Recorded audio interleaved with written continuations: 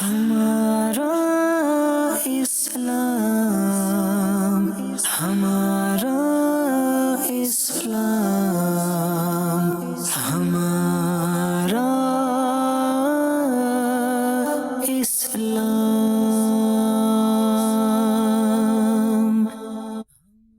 الحمدللہ رب العالمین والصلاة والسلام علی سید المرسلین، اما بعد فاعوذ باللہ من الشیطان الرجیم، بسم اللہ الرحمن الرحیم۔ الصلاة والسلام علیک یا رسول اللہ وعلی آلک واصحابک یا حبیب اللہ۔ الصلاة والسلام علیک یا نبی اللہ وعلی آلک واصحابک یا نور اللہ۔ مدنی چینل کے ناظرین، پروگرام ہمارا اسلام، ماہ مبارک رمضان شریف کے بعد یہ آج ہمارا پہلا پروگرام ہے۔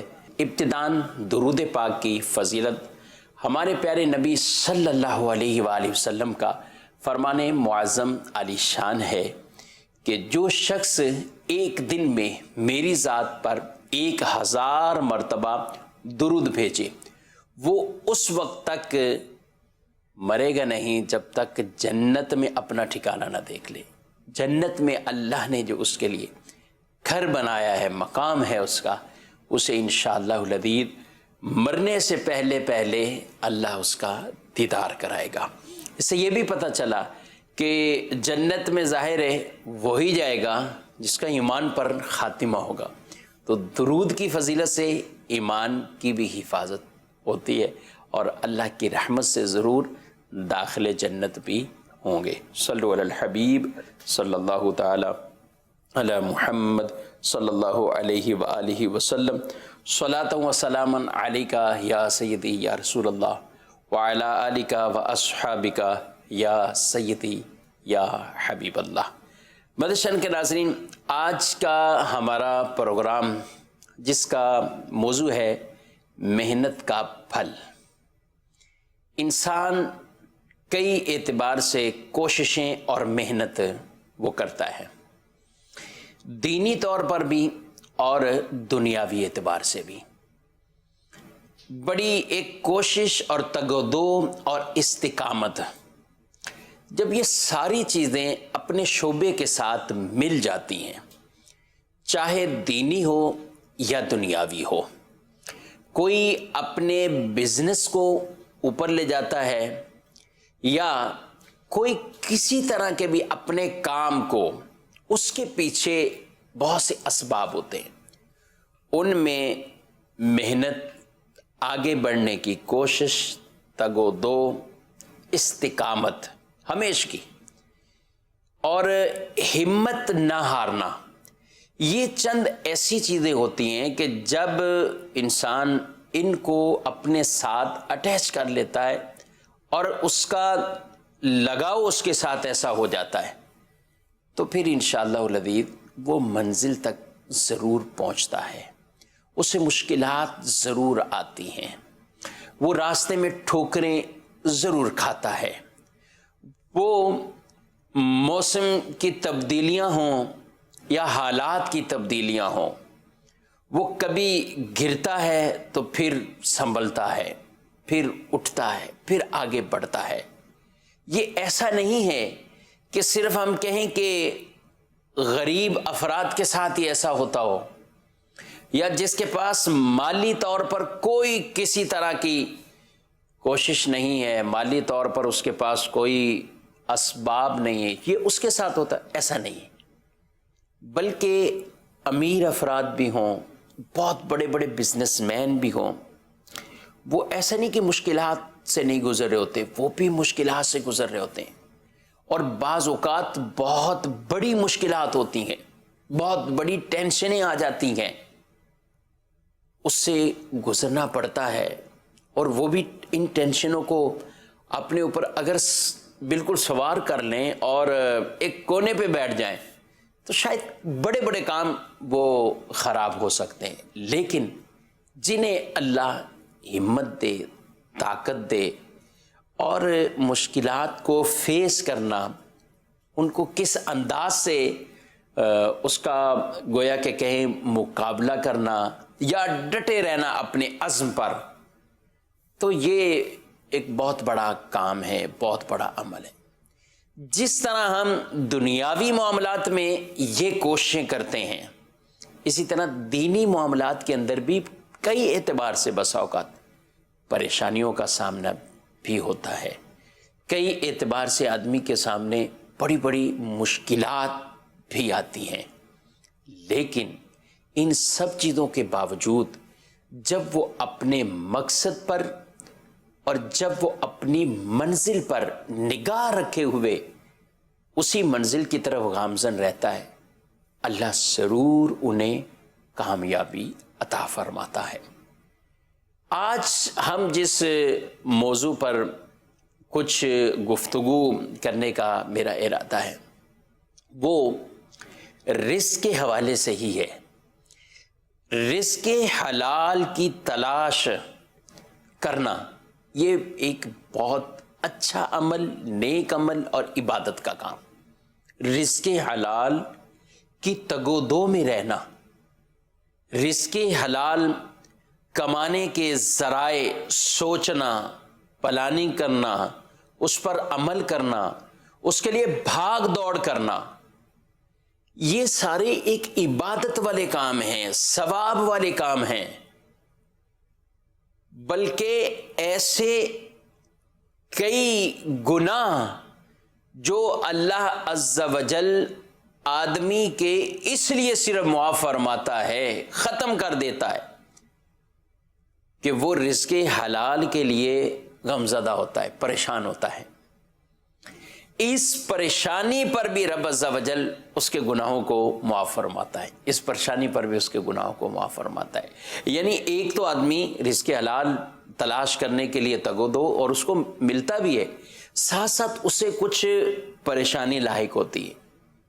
ابھی ہم موجودہ صورتحال میں دیکھیں، لاک ڈاؤن کچھ مجموعی اعتبار سے ختم بھی ہوا لیکن بالکلیہ ختم نہیں ہوا۔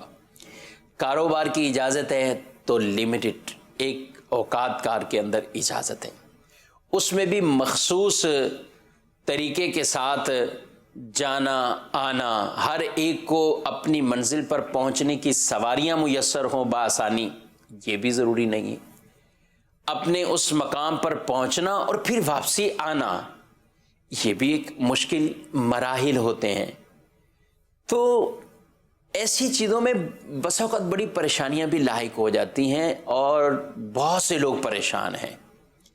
لیکن جب ہماری نظر اللہ کی رحمت کی طرف اور رب عز و جل پر ایسا توکل اور بھروسہ ہو کہ یا اللہ محنت کرنا میرا کام ہے، رزق حلال کی تلاش میں رہنا یہ میرا کام ہے، اور پھر میرے لیے راہیں کھول دینا میرے مالک یہ تیری قدرت میں ہے، یہ تو عطا فرما، اور اللہ پھر ایسا عطا بھی فرماتا ہے۔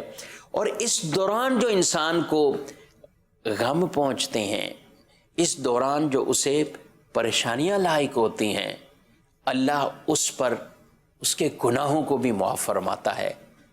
نبی کریم صلی اللہ علیہ وآلہ وسلم کی حدیث پاک ہے کہ بعض ایسے گناہ ہیں جنہیں نماز ختم نہیں کرتی، جنہیں حج اور عمرہ بھی ختم نہیں کرتا۔ اللہ اکبر، ایسے گناہ۔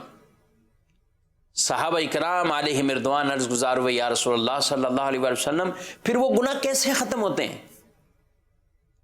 آپ نے ارشاد فرمایا رزق حلال کی تلاش میں، رزق کی تلاش میں جو آدمی غمزدہ ہوتا ہے، غمگین ہوتا ہے، رب اس غم پر، اس دل کے اندر جو غم پیدا ہوا ہے اس پر اس کے ایسے ایسے گناہوں کو معاف فرماتا ہے جس گناہ کو حج اور جس گناہ کو عمرہ وہ بھی ختم نہیں کرتا۔ اللہ اکبر۔ رزق حلال کی تلاش کرنا اور اس کی تگودوں میں رہنا یہ ہماری ذمہ داری ہے۔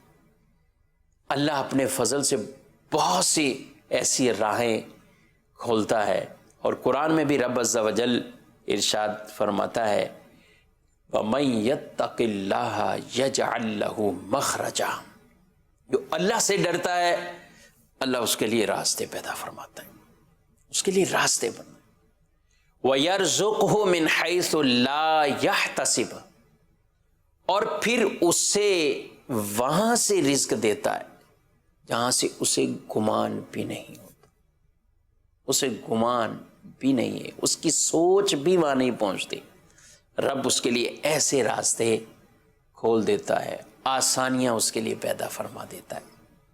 تو عرض کرنے کا مدعا مدنی چینل کے ناظرین، رزق حلال کی تگ و دو میں رہنا یہ ہماری ذمہ داری ہے، اور اس کے لیے ہمیں کوشش کرتے رہنا چاہیے۔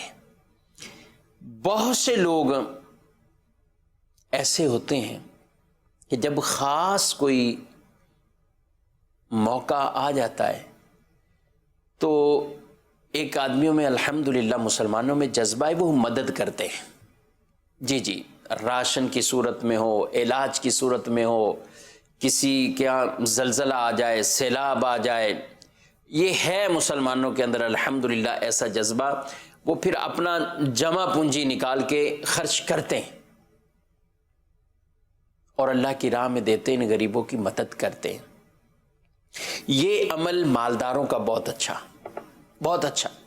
اور اس میں مالداری ضروری نہیں کہ بہت بڑا امیر کبیر ہو، دل، اگر اس کا دل ہے سخی اللہ کی راہ میں نکالنے والا، تو پھر کمزور آدمی بھی ہوتے ہیں تو وہ کہتا ہے ٹھیک ہے بھائی، یہ مجھے اللہ نے اتنا دیا تو اس میں سے بھی کچھ نکالتا ہے۔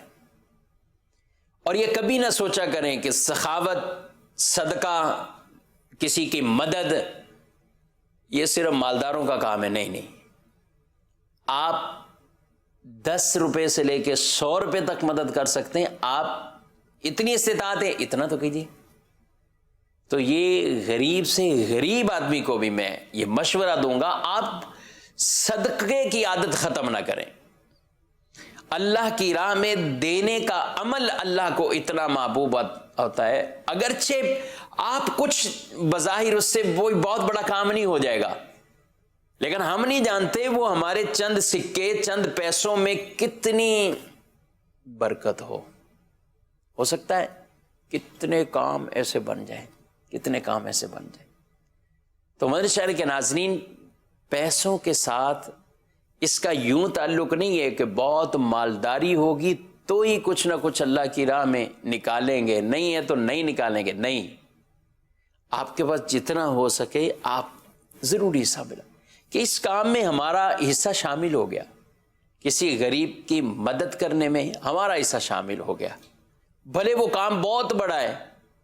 کبھی بڑے بڑے ہم دیکھتے ہیں پروجیکٹ تیار ہو رہے ہیں، بڑی مسجد ہو رہی ہے، مدرسہ ہو رہا ہے، بڑے بڑے کام ہیں، اچھا خرچے بتانے والے بتاتے ہیں بھئی یہ کروڑوں روپے کے خرچے ہیں، کروڑوں سے بھی ابو ہو سکتے ہیں۔ اب آدمی سوچتا ہے یار میرے 10 روپے 50 روپے کیا کریں گے؟ آپ کے 10 روپے 50 روپے وہ بہت کچھ کریں گے۔ وہ کیا کریں گے؟ آپ نکالیں، آپ کو اس میں حصہ دیں گے، آپ کو ثواب کا حصہ، اس میں آپ کو اجر کا حصہ، اس پروجیکٹ کو بنانے کے اندر آپ کی یہ معاونت شامل ہو گئی ہے۔ یہ کیا کم حصہ ہے؟ میں نے ایک تصویر دیکھی، یہ پچھلے دنوں ہی ایک جہاز جو کراچی کے اندر کریش ہوا ہے، اور ظاہر ہے جب جہاز گرتا ہے تو بڑی آگ بھڑک جاتی، اور وہ آگ اس قدر آگ کے شعلے اٹھتے ہیں، اور کہ اس کو بجھانا، اس کو کور کرنا، سنبھالنا یہ عام کام نہیں ہے، یہ بہت اس کے اوپر بڑی محنت چاہیے، بہت بڑی بڑی گاڑیاں آ کر کیمیکل کے ذریعے ان آگ کو بجھایا جاتا ہے۔ ایک تصویر ایسی دیکھی واقعی جس نے میری آنکھ کو نم کر دیا کہ ایک مکان سے 2-3 لڑکے وہ بالٹی لے کر، وہ بالٹی کے اندر پانی لے کر نا اوپر پھینک رہے تھے، اپنے گھر سے بالٹی میں پانی لے کے نا اوپر پھینک رہے تھے۔ میں سوچنے میں مجبور ہوا کہ یہ جانتے ہیں ہماری اس بالٹی سے اس آگ کو وہ اثر کچھ نہیں ہونا. یہ آگ بجھنے والی نہیں ہے، یہ کنٹرول ہونے والی ہماری بالٹیوں سے نہیں ہے. لیکن وہ کون سا ایسا دل میں ایک جذبہ، پیار، محبت، خلوص کہ وہ بالٹی سے جہاز کی اس آگ کو وہ بجھانے کی کوشش کر رہے ہیں. وہ بھی جانتے ہیں اس بالٹی سے وہ اثر نہیں ہونا. لیکن مجھے وہ یاد آ گیا کہ جب حضرت یوسف علیہ السلام آپ کو مصر کے بازاروں کے اندر جب آپ کی بولی لگ رہی ہے، آپ کو ایک غلام بنا کر بیچا جا رہا ہے، تو وہ مائی بھی جانتی تھی کہ میں وہ قیمت ادا نہیں کر سکتی. لیکن وہ روئی لے کر، وہ دھاگے لے کر وہ اس لین اور کتار کے اندر کھڑی ہو گئی ہے کہ میں خرید تو نہیں سکتی، لیکن ان کے خریداروں میں میرا شمار تو ہوگا، ان خریداروں میں میرا شمار تو ہوگا، میں نے خریدنے کے لیے. تو اس طرح کے کئی واقعات. حضرت ابراہیم علیہ السلام کو جب نمرود نے اور اس کے چیلوں نے جب آپ کے لیے آگ بھڑکائی اور اس میں آپ کو منجنیق کے ذریعے ڈالا گیا، تو مدنی چینل کے ناظرین اس وقت کچھ پرندوں کے بارے میں آتا ہے کہ اپنی چونچ میں پانی کے قطرے لے کر اس آگ کو بجھا رہے ہیں. اللہ اکبر. اس پرندے کے اندر بھی ایک ایسا جذبہ آ گیا، شاید وہ بھی سمجھتا ہے کہ میں اس آگ کو بجھا نہیں سکتا، لیکن میرا شمار تو اس میں ہو جائے کہ میں نے آگ کو بجھانے کی کوشش کی ہے. یہ مثال صرف اس لیے مدنی چینل کے ناظرین آپ کی بارگاہ میں عرض کر رہا ہوں. کام اگرچہ بہت بڑے ہوں، کبھی یہ سوچ کر مت پیچھے آ جائیں کہ میرے 10 روپے، میرے 50 روپے، میرے 100 روپے یہ کیا کریں گے اس معاملے میں. نہیں، وہ آپ کا تھوڑا سا تھوڑا بھی اللہ کی راہ میں جو نکالا ہوا ہوگا، چاہے کسی غریب کے مکان کے بنانے میں معاونت ہو، چاہے کسی ایسے حقدار کے اس کو کوئی دکانداری شروع کرا کے دینے کے، اس کو کوئی کاروبار شروع کرانا، اس کو بھلے کوئی ٹھیلا لگا کے دینا ہے، یا کہیں دینی طور پر بہت بڑے پروجیکٹ تیار ہو رہے ہو، بڑی مسجدیں بن رہی ہیں، مدارس بن رہے ہوتے ہیں، بڑے بڑے کام ہوتے ہیں، تو ہمت نہیں ہارنی چاہیے. آپ کو اللہ نے جتنا دیا ہے آپ اس میں شریک ہو جائیں، تاکہ جتنے لوگ وہاں لاکھوں کروڑوں خرچ کر رہے ہیں، آپ 10-50 والے ہیں، آپ اس میں بھی شریک ہو جائیں، تاکہ ان ثواب میں آپ کا بھی حصہ ہو جائے. اور یہاں یہ بطور خاص تو میں ان سے بات کر رہا ہوں جو بالکل غربت کی لکیروں میں زندگی گزار رہے ہوں، تو وہ بھی کبھی صدقے کی عادت ختم نہ کریں. آپ دیں، اللہ آپ کو بہت اس کا اجر و ثواب عطا فرمائے گا. تو میں مدنی چینل کے ناظرین عرض کر رہا تھا کہ ایک تو یہ عمل ہے کہ لوگ مدد کرتے ہیں، ایک یہ عمل ہے. نبی کریم صلی اللہ علیہ وآلہ وسلم نے ارشاد فرمایا ہے کہ کوئی شخص رسی لے کر جائے اور اپنی پیٹھ پر لکڑیوں کا گٹھا یہ لا کر آئے اور بیچے، اور سوال کی ذلت سے اللہ تعالیٰ اس کے چہرے کو بچا لے. یعنی وہ سوال نہیں کر رہا، وہ کسی سے مانگ نہیں رہا، جسے ہم کہتے ہیں پیشہ ور بھکاری بن جانا اور مانگنے کی عادت. کیونکہ میں دو پہلو عرض کر رہا ہوں، ایک ہے مسلمانوں کا دینے کا جذبہ، سلام ہے ان پر. جن کی مدد کی جا رہی ہو وہ پھر یہ نہ سوچ لیں کہ اب آج کے بعد ہم نے کچھ کرنا نہیں ہے، اب ہمارا انداز وہ سب کچھ صرف یہی رہے گا کہ ہم نے لوگوں سے مانگنا ہی ہے، در بدر جانا ہے. نہ، یہ عمل یہ بھی شریعت کو پسند نہیں ہے، محمود نہیں ہے یہ عمل. کب انسان کسی سے کیا مانگ سکتا ہے، سوال کب کر سکتا ہے، شریعت نے اس کی بڑی لمیٹڈ اجازتیں دی ہیں کہ سوال کرنا کب حلال ہو. اس لیے جن کی مدد کی جا رہی ہو وہ محنت کریں. اگر کسی مشکل وقت میں اسے کوئی کام آ گیا ٹھیک ہے، لیکن اسے اپنی عادت نہ بنا دیں کہ ہم نے انہی پر ہی رہنا ہے، انہی پر ہی ہم نے تکیہ جو ہے وہ کر لینا ہے کہ وہ ہماری مدد کرتے رہیں گے. نہیں، زکوٰۃ کا عادی اپنے آپ کو نہ بنائیں. زکوٰۃ لینے والوں سے میں بات کر رہا ہوں، مجبوری میں کسی نے مدد کی اور وہ زکوٰۃ کا حقدار ہے، فابی ہے، ٹھیک ہے، لیکن زکوٰۃ جس منہ کو لگ جائے نا پھر وہ مانگنے کی طرف جاتا ہے. وہ گویا کہ وہ یہی چاہتا ہے کہ بس انہی چیزوں کے ساتھ میرا گزارا ہوتا رہے. ان چیزوں میں بھی ہمیں خیال کرنا ہے.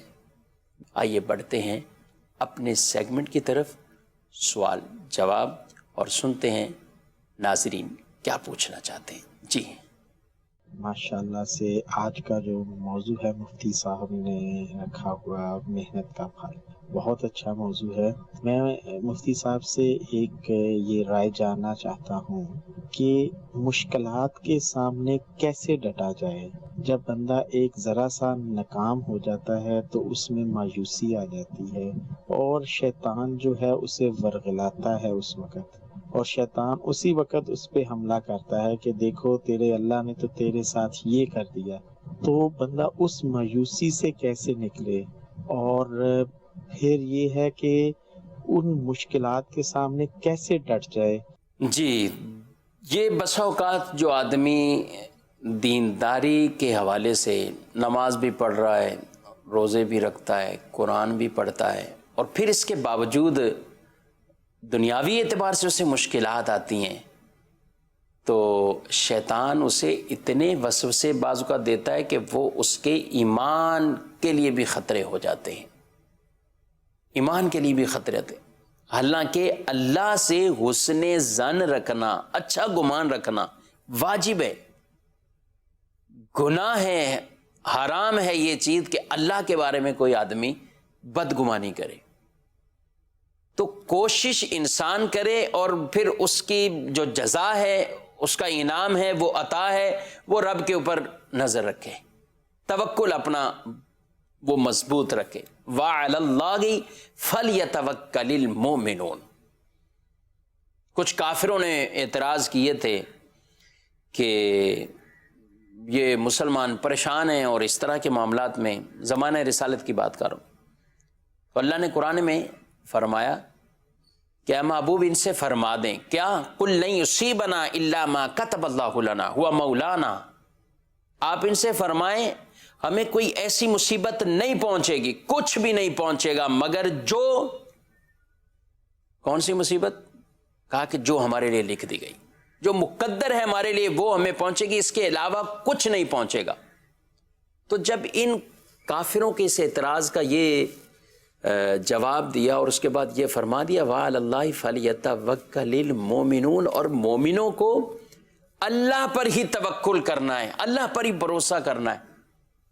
تو یہ ایک ایسا عمل ہے اور ایک ایسا نسخہ ہے کہ جب آدمی کی نظر محنت کرے لیکن نظر اس کی خالق کی طرف ہو، رازق کی طرف ہو، مسبب الاسباب کی طرف ہو، جب نظر اس کی اس طرف رہتی ہے تو پھر انشاءاللہ اس کو مزید اس میں ہمت وہ ملتی رہتی ہے. آپ کا بہت شکریہ، جزائے خیر اللہ آپ کو عطا فرمائے، اپنے تاثرات سے بھی نوازا. جی مزید بڑھتے ہیں آپ کے سوالات کی طرف. جی کیا بیوی کے نام کے ساتھ شوہر کا نام لگ سکتا ہے؟ کیونکہ ایک میسج پڑھا تھا کہ ایسا کرنا جائز نہیں. بیوی کے نام کے ساتھ شوہر کا نام لگانا یہ بالکل جائز ہے. یہ جو اس طرح مشہور کرتے ہیں، بعض اس کو میسج چلا دیتے ہیں، بعض اس کو پھیلاتے رہتے ہیں کہ بیوی کے نام کے ساتھ، چونکہ نکاح سے پہلے والد کا نام ہے اور نکاح ہوا تو اب شوہر کے نام پہ آ گیا، تو کہتے ہیں یہ جائز نہ ہوا. یہ بالکل غلط ہے. یہ میسج چلانا، یہ بات کرنا، یہ بالکل غلط ہے، شریعت پر افتراء ہے. جن حدیثوں میں منع کیا گیا ہے، جن حدیثوں میں منع کیا گیا ہے اس سے مراد یہ نہیں ہے، اس سے مراد فقط یہ ہے کہ کوئی بھی آدمی، وہ بیوی کے لیے نہیں ہے، کسی بھی مرد کے لیے، کسی بھی عورت کے لیے، کسی کے بچے کے لیے اپنے نسب کی تبدیلی حرام ہے۔ یعنی جو جس کا بیٹا ہے جو اپنے والد کے علاوہ بطور والد کسی اور کو نومینیٹ کرے، یہ حرام ہے۔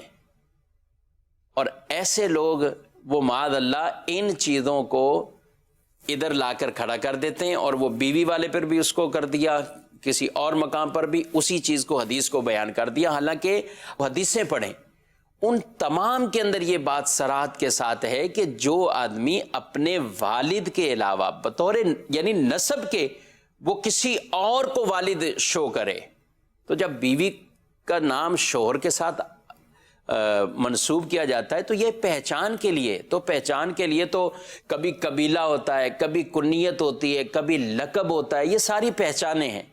اسی طرح جب شوہر کی طرف اس کی نسبت کی جا رہی ہوتی تو وہ بھی ایک پہچان کے اندر ہے۔ قرآن مجید فرقان حمید کی کئی آیات مبارکہ ہے، حضرت لوط علیہ السلام، حضرت نوح علیہ السلام، یہ اللہ کے نبی ہیں، اور قرآن میں ان کے جو بیویوں سے متعلق بیان فرمایا گیا، امرات لوط، امرات نوح، اس کو بیان کیا گیا ہے کہ حضرت لوط کی بیوی، حضرت نوح کی بیوی۔ تو کسی بھی بیوی کی نسبت جب اس کے شوہر کی طرف، مثال کے طور پر کسی کا نام عروج ہے، اب اس کے والد کا نام وہ زید کر لیں یا بکر کر لیں، عروج زید، عروج بکر، اس نام سے وہ مشہور ہے۔ اب اسی کے آگے شادی ہو جاتی ہے، نکاح ہو جاتا ہے، تو عروج خالد بن جائے، تو اس کو کوئی یہ نہیں کہتا کہ یہ خالد کی بیٹی کے طور پر اس میں نسبت ہے، نہیں، یہ اس کی بیوی ہے۔ تو لہذا ایسے میسیجز، ایسی افواہیں یہ بالکل نہیں پھیلانی چاہیے، علماء سے ہمیں پوچھنا چاہیے۔ خام خواہ اس پر ایسی پوسٹیں تیار کر کے لوگوں کو پریشان کرنا اور بتا دینا، اور کئی ایسی مسلمان عورتوں کو، مردوں کو اس حوالے سے، کیونکہ ہمارے ہاں عام طور پہ شادی کے بعد جب اس کا شناختی کارڈ وغیرہ اس میں نام کی تبدیلی ہوتی ہے تو شوہر کا نام آتا ہے، اور کئی اعتبار سے، قانونی معاملات کے اعتبار سے بھی، اندرونی بیرونی ملکوں میں سفر کرنے کے حوالے سے اس کی بڑی ایک حاجت اور ضرورت والا معاملہ ہوتا ہے۔ تو اس میں تبدیلی میں کوئی کسی طرح کا حرج نہیں ہے، نہ اس میں کسی طرح کا کوئی گناہ ہے، بلکہ جو ایسے میسج پھیلاتے ہیں کہ بیوی اپنے شوہر کی طرف اگر نام لگائے گی تو وہ حرام ہے، وہ خود حرام کر رہے ہیں، وہ خود شریعت مطہرہ پر افترا باندھ رہے ہیں۔